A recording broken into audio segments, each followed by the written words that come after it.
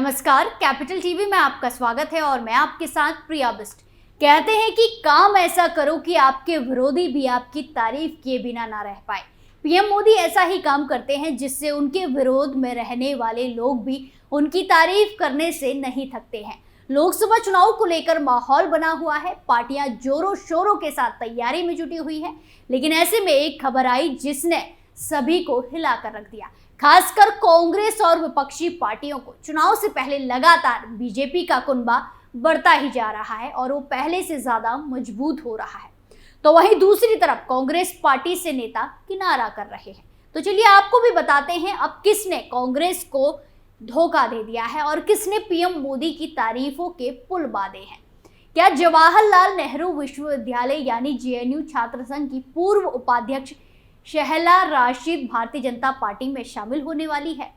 प्रधानमंत्री नरेंद्र मोदी के श्रीनगर दौरे के बीच राजनीतिक गलियारों में इस सवाल की बयार आ गई है। ऐसा इसीलिए भी पूछा जा रहा है क्योंकि शहला राशिद पीएम मोदी की कई मौकों पर जमकर प्रशंसा कर चुकी है और उन्होंने इस बार भी पीएम मोदी को शुक्रिया कहा। शहला राशिद ने भाजपा में शामिल होने वाले सवाल पर चुप्पी तोड़ते हुए सभी को हैरान कर दिया।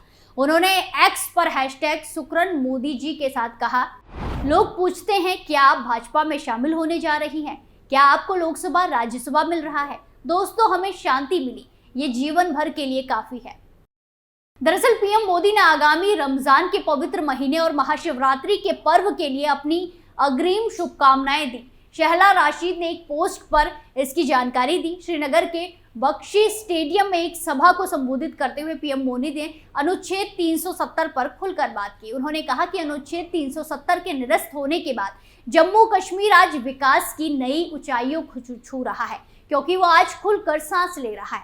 जम्मू कश्मीर ने अनुच्छेद 370 हटने के बाद की बेड़ियां तोड़ दी हैं। एक तरफ शहला राशिद ने पीएम मोदी की तारीफ में जमकर पुल बांधे तो वहीं दूसरी तरफ कांग्रेस को जोरदार झटके भी लग रहे हैं और एक एक करके बड़े नेता कांग्रेस को अलविदा कह रहे हैं। लोकसभा चुनाव 2024 को लेकर भारतीय जनता पार्टी बीजेपी दक्षिण भारत में अपनी स्थिति को मजबूत करने में लगी है। दक्षिण भारत में कांग्रेस के और सिपाही ने हथियार डाल दिए हैं। कांग्रेस के दिवंगत नेता और केरल के पूर्व मुख्यमंत्री के करुणाकरन की बेटी पदमजा वेणुगोपाल भाजपा में शामिल हो गई है। बीते कुछ दिनों से वो कांग्रेस नेतृत्व से नाराज चल रही थी, जिसके बाद ऐसी अटकलें तेज हो गई थी कि वो बीजेपी का दामन थाम सकती है। इन अटकलों पर विराम लगाते हुए पदमजा ने संवाददाताओं से कहा कि उनके मन की पीड़ा कांग्रेस छोड़ने पर उन्हें मजबूर कर रही है। पदमजा का कहना है कि उन्हें कांग्रेस पार्टी के अंदर काफी अपमान सहना पड़ा है और वो दुखी होकर पार्टी छोड़ रही है। केरल के पूर्व मुख्यमंत्री ए.के. एंटनी के बेटे अनिल एंटनी के भाजपा में शामिल होने के लगभग एक साल बाद केरल के कद्दावर नेता की बेटी भाजपा में शामिल होने के कई मायने हैं। भाजपा के उम्मीदवारों की पहली लिस्ट पर गौर करें तो पार्टी ने केंद्रीय मंत्री राजीव चंद्रशेखर को केरल के तिरुवनंतपुरम में मैदान में उतारा है। ये सीट 3 बार से वरिष्ठ कांग्रेस नेता शशि थरूर की हाई प्रोफाइल सीट है। जब तक कि थरूर को फिर से मैदान में नहीं उतारा जाता, ऐसा लग रहा है कि भाजपा तिरुवनंतपुरम में अपनी बाजी और मजबूत करना चाहती है।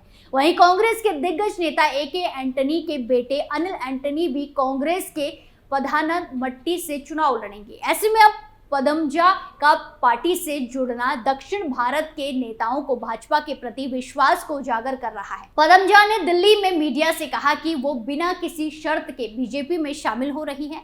उन्होंने कहा कि कांग्रेस नेताओं से उनकी शिकायत अनसुनी कर दी गई। उन्होंने कहा, उन्होंने मुझसे चुनाव लड़ने को कहा ही नहीं, कई नेताओं ने मेरे फोन नहीं उठाए। वहीं पदमजा के भाजपा में शामिल होने से उनके भाई और कांग्रेस के वडकारा सांसद के मुरलीधरन ने अपनी बहन की आलोचना की और कहा कि वो उनके साथ सभी संबंध तोड़ रहे हैं। इस बीच ऐसी खबर आई कि पदमजा वेणुगोपाल आगामी लोकसभा चुनाव में चलाकुड़ी निर्वाचन क्षेत्र से चुनाव लड़ सकती है। भाजपा अपने सहयोगी दल बीडीजेएस द्वारा लड़ी गई ये सीट लेने की योजना बना रही है। भाजपा का राष्ट्रीय नेतृत्व चालाकुड़ी और एर्नाकुलम निर्वाचन क्षेत्रों को ट्रांसफर करने के बारे में सोच रहा है। इन सीटों पर सभी उम्मीदवारों की घोषणा नहीं की गई है।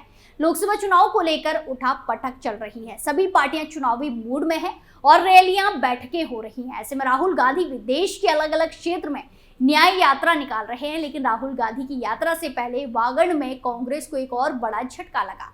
यहाँ पार्टी पदाधिकारियों ने अपनी पद से इस्तीफा दे दिया है। हालांकि उन्होंने साफ नहीं किया कि अब किस तरह रुख करेंगे, लेकिन 7 मार्च को ही सीएम भजनलाल का प्रस्तावित दौरा है। हालांकि उन्होंने साफ नहीं किया कि अब किस तरफ रुख करेंगे, लेकिन 7 मार्च को ही सीएम भजनलाल का प्रस्तावित दौरा है। इसमें अदला बदली होने की पूरी संभावनाएं हैं। कांग्रेस को वागड़ में सबसे बड़ा झटका महेंद्रजीत सिंह मालविया के बीजेपी में ज्वाइन होने पर लगा था। इसके बाद से संभावनाएं जताई जा रही थी कि अन्य भी पदाधिकारी कांग्रेस से बीजेपी में शामिल होंगे। हुआ भी यही। मालविया के बाद पीसीसी महासचिव और बांसवाड़ा पूर्व जिलाध्यक्ष चंद्रमल जैन ने पार्टी से इस्तीफा दे दिया। इसके बाद कांग्रेस पार्टी के नगर अध्यक्ष तपन मेघावत ने कांग्रेस पार्टी से इस्तीफा दे दिया। इसके बाद हर तरफ चर्चाओं का माहौल हो गया, सभी चौंक गए। इस्तीफा देने के बाद ये भी कहा गया कि जिस पार्टी ने राम मंदिर में जाने से मना किया, उसमें रहने से क्या फायदा। तपन मेघावत का एक वीडियो सामने आया है जिसमें उन्होंने अभी किसी भी पार्टी में शामिल होने के लिए मना किया, लेकिन पीएम मोदी की तारीफ की। उन्होंने कहा कि बांसवाड़ा शहर से लेकर देश के हर हिस्से में विकास हो रहा है। विश्व में भारत एक शक्ति के रूप में उभर कर सामने आया है। इसके पीछे कहीं ना कहीं केंद्र की मोदी सरकार ही है। इन सभी बातों को ध्यान में रखते हुए कांग्रेस पार्टी से इस्तीफा दिया है।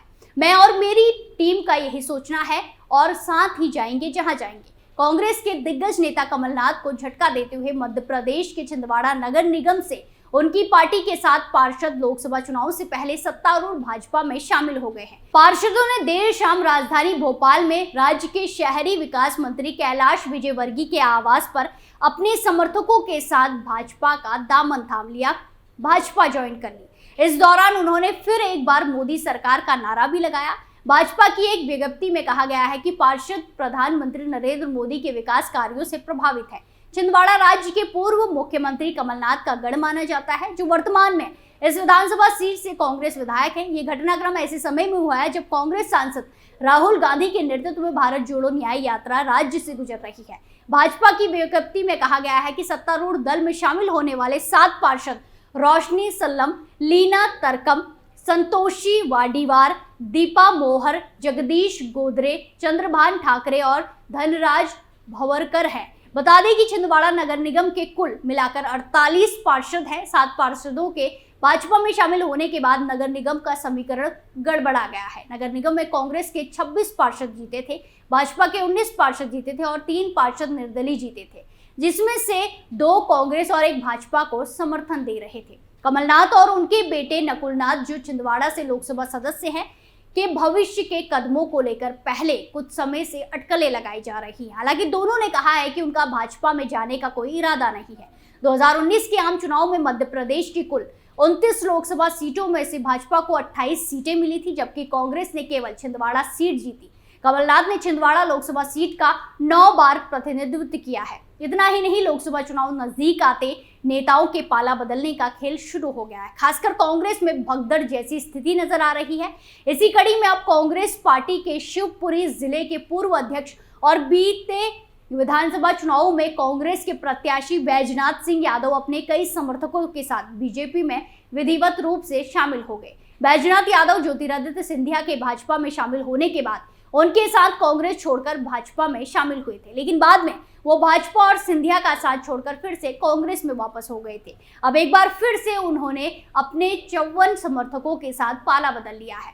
बीते विधानसभा चुनाव में कोलारस विधानसभा सीट से प्रत्याशी रहे बैजनाथ सिंह यादव के साथ बुधवार को बीजेपी में शामिल हुए कांग्रेस नेताओं में 40 से ज्यादा सरपंच और 14 से ज्यादा जनपद सदस्य भी शामिल हैं। इसके अलावा सैकड़ों की संख्या में कार्यकर्ताओं ने बीजेपी में शामिल होने की घोषणा करते हुए कांग्रेस को बड़ा झटका दिया है।